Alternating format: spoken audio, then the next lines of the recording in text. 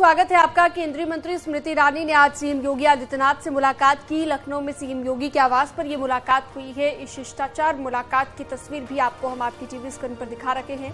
CM योगी से मिली हैं स्मृति ईरानी। तो ये एक्सक्लूसिव तस्वीर न्यूज 18 आपको दिखा रहा है। उत्तर प्रदेश के मुख्यमंत्री योगी आदित्यनाथ से मुलाकात की है स्मृति ईरानी ने। केंद्रीय मंत्री की ये शिष्टाचार मुलाकात की तस्वीर।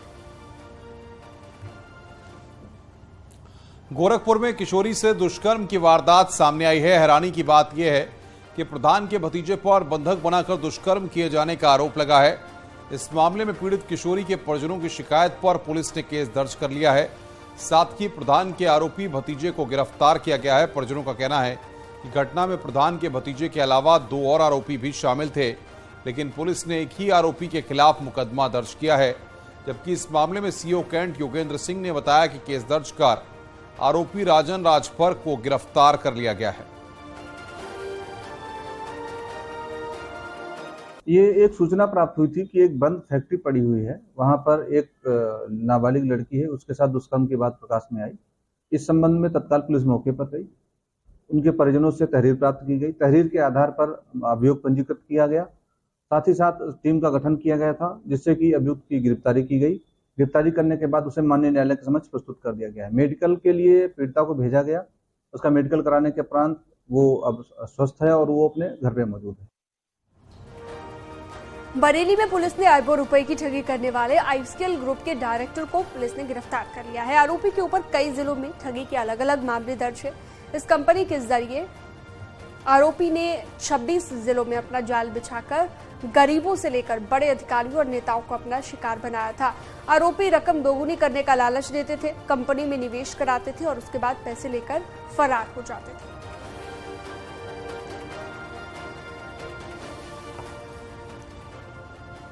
हरदोई पुलिस ने पूर्व प्रधान की हत्या का खुलासा किया है और 2 आरोपियों को गिरफ्तार किया है। पुलिस का कहना है कि दोनों आरोपियों ने प्रेम प्रसंग में छीटाकशी को लेकर हत्या की वारदात को अंजाम दिया था। बता दें कि 28 मई को मुर्गी फार्म के बाहर पूर्व प्रधान का शव मिलने से हड़कंप मच गया था। मामले में पुलिस ने नामजद 2 आरोपियों को गिरफ्तार किया है। दिनांक 28/5 को प्रातः एक सूचना मिली थी। थाना मलावा में एक गांव में एक व्यक्ति मृत पड़ा हुआ है। पूछताछ में पता लगा है कि उनमें से एक व्यक्ति उसके परिवार में किसी से दूसरे अभियुक्त का कुछ संबंध बन गया था, जिसमें कि मृतक टोका टोकी करता था। इसी के चलते इन्होंने योजना बना करके अपने एक अन्य साथी के साथ घटना की रात्रि में इसका ईंटों से कुचलकर मर्डर कर दिया था। अभियुक्तों की निशानदेही पर घटना में प्रयुक्त ईंट और साथ ही साथ मृतक का मोबाइल बरामद हुआ है। बागपत के बड़ौत में एक लड़के ने फांसी लगाकर आत्महत्या कर ली। परिजनों को जब युवक की मौत की सूचना मिली तो कोहराम मच गया। सूचना के बाद मौके पर पुलिस पहुंची, शव को पोस्टमार्टम के लिए भिजवाया और मामले की जांच जारी है। उत्तर प्रदेश में योगी सरकार में भूमाफियाओं पर एक्शन लगातार जारी है। आज प्रशासन ने 210 बीघा जमीन को अवैध कब्जे से मुक्त कराया।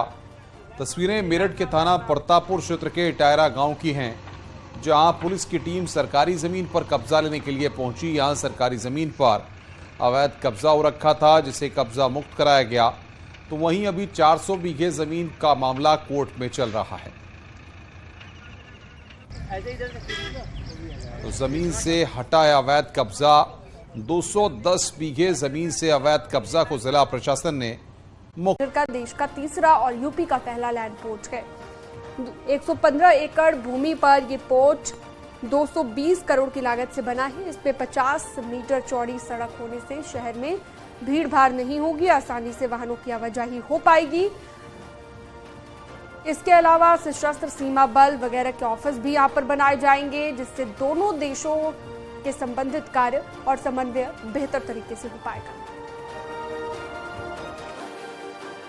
नेपाल के सुदूर पश्चिमी क्षेत्र से कनेक्टिविटी को बढ़ावा देने के लिए सिरसा और झूलाघाट में 2 और पुल बनाए जाएंगे। क्रॉस बॉर्डर डिजिटल पेमेंट के लिए उसके माध्यम से फाइनेंशियल कनेक्टिविटी में उठाए गए कदमों का हम स्वागत करते हैं। इसका लाभ हजारों विद्यार्थी, लाखों टूरिस्ट और तीर्थयात्रियों के साथ साथ मेडिकल ट्रीटमेंट के लिए भारत आए मरीजों को भी मिलेगा। 3 आईसीपी के निर्माण से आर्थिक कनेक्टिविटी सुदृढ़ होगी।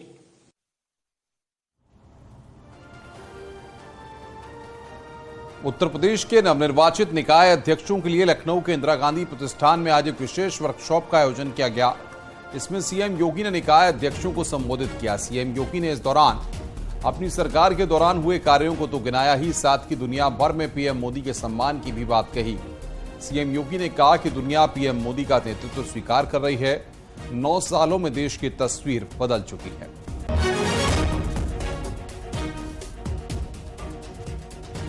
आदरणीय प्रधानमंत्री जी की देश के प्रति जो विजन है वह सबके सामने है। आज प्रधानमंत्री मोदी जी एक वैश्विक नेता के रूप में उभरे हैं। दुनिया किसी भी संकट के समय आशा भरी निगाहों से उनकी ओर देखती है।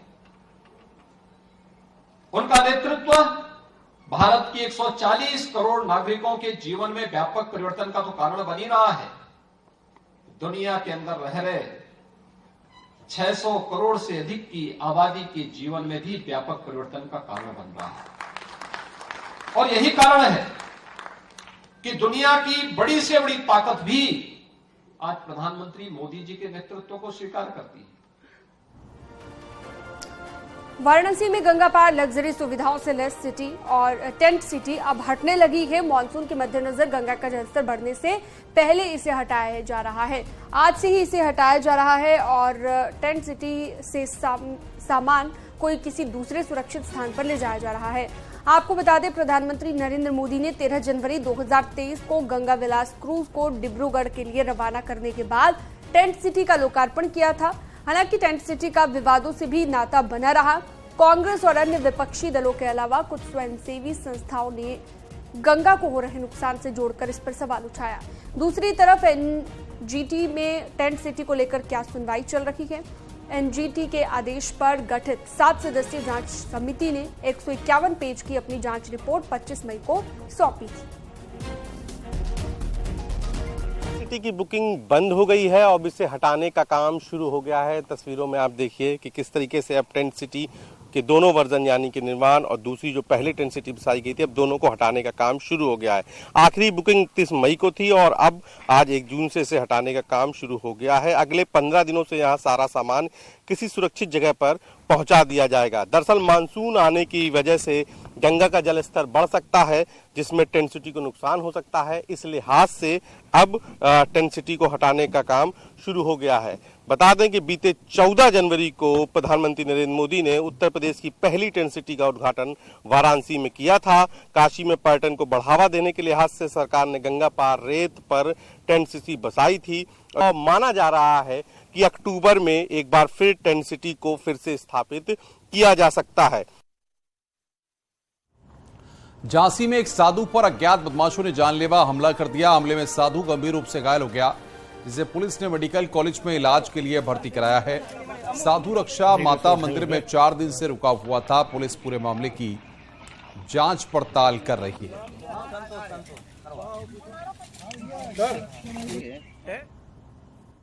यहाँ पर रोका, बढ़िया घूमता, बुखार मुखार चढ़ा तो 2 दिन इलाज भी करवाया, कल भी दिखाया। और जी सवेरे उठा जैसे ही तो डब्बा भरा लेटरिन का अभी 6 बजे से तो आया था डोल डाल, तो और बैठे 4-5 लोग तो डोल डाल गया। हम भी डोल डाल होके नहाए निपट गए। अब बैठे बैठे हमको हो गया आधा घंटा, हमने कही जी आया नहीं। तो 2 भक्तों को हमने कही कि देखना भाई ये आया क्यों नहीं। तो उसको पहुंचाया तो उन्होंने दूर से देखा कि जो इधर पड़ा, इधर आने के देखा तो जी हाल मिला इसका। और अगली खबर अलीगढ़ से, जहां पर एक लड़के का वीडियो वायरल हो रहा है। वीडियो में लड़का अवैध तमंचे से फायरिंग करता दिख रहा है। बताया जा रहा है कि इलाके में दहशत फैलाने के लिए लड़का अवैध तमंचा रखता है।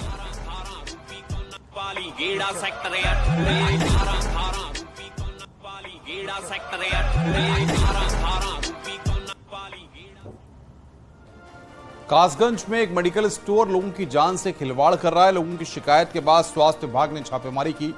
छापेमारी में दुकान से कई एक्सपायरी डेट की दवाइयां मिली हैं। टीम ने 2 दवाओं के सैंपल सील करके जांच के लिए भेजे हैं। तो वहीं स्वास्थ्य विभाग मेडिकल स्टोर का लाइसेंस निरस्त भी कर सकता है।